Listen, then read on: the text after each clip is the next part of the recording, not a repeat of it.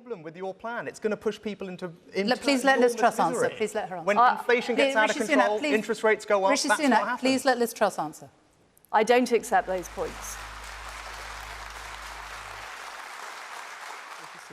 Well, look, we all took a decision to protect the economy and support the NHS through COVID. And of course, we all knew there was a bill that we needed to pay for that. So the question is, should we pay that bill ourselves, or do we put it on the country's credit card and pass the tab to our children and grandchildren to take care of? Now, I don't think that's right. I would start paying it down in 3 years. Liz, that's simply not right. You promised almost £40 billion of unfunded tax cuts, £40 billion more borrowing. That is the country's credit card. It's our children and grandchildren, everyone here's kids, who are going to have to pick up the tab for that. Rishi, that is not true. Countries like the US, Canada and Japan all have higher levels of debt than the UK. Hard-working taxpayers who do the right thing have seen their taxes rise, despite the fact that we promised in our manifesto not to do it. Hang on, Faisal. I think that is what is wrong. You just mentioned 3 countries.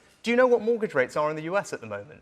Do you want to use them as an example? Their mortgage rates are almost 50% higher than mortgage rates in this country because they're borrowing so much. I'm sorry, this Canada. is scaremongering. Canada actually has Project Fear. Yes, there's been this conversation today, hasn't there, involving Nadine Dorries, the Culture Secretary, one of your supporters, Liz Truss, in which she compared favourably your thriftiness as far as your earrings are concerned with Rishi Sunak's choice of expensive footwear and even more expensive suits. The serious point here is, does this matter? Well, I think in the Conservative Party, we judge people by their character and their actions. I'm proud of my record as Chancellor. Look, I don't have any issue with how expensive anybody else's clothes are, and actually I think Rishi is a very finely dressed person.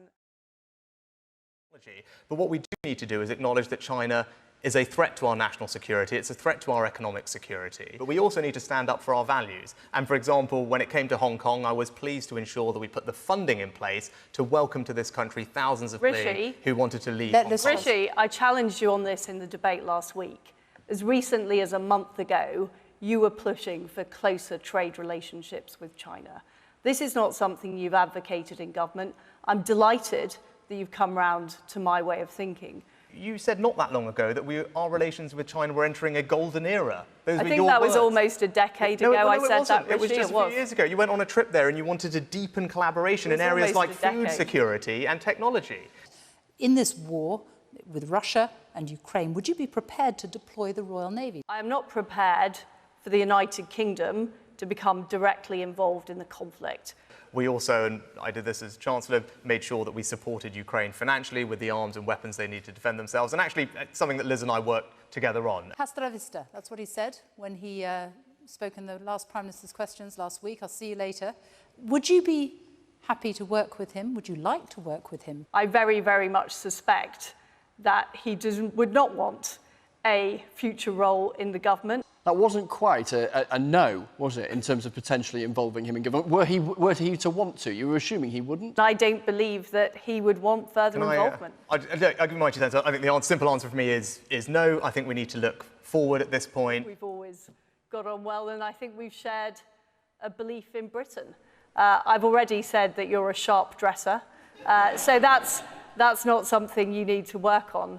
But the thing I think you should work on, and I want to work on this with you, and if I win, I would love you to be part of my team, is taking more risks and being bolder, because I think that's what we need to do as a country. Okay, and we cannot just have more business as usual. We're running out of time. Rishi Sunak, what quality would Liz Truss need to work on if she were to become Prime Minister? You know, we had this in another debate, and I'm not going to do it again because I have enormous respect and admiration for Liz.